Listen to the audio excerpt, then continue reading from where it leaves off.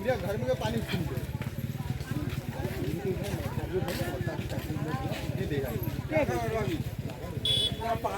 सबको कराने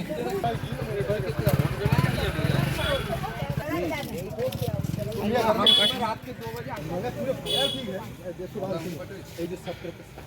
आधा घर में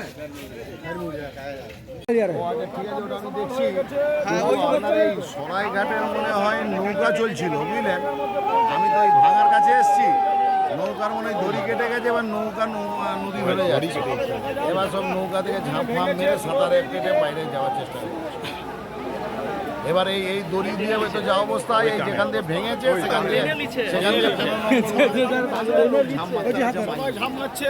হাই বাবা রে, হাই দেশের মুখে কি হয়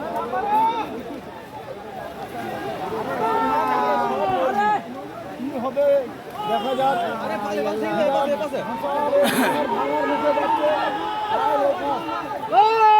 সাবধানে রাখ, কিচ্ছু হবে না।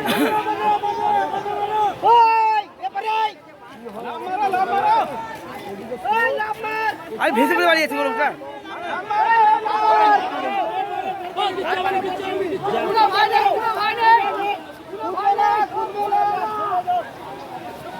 কোথায় এলো?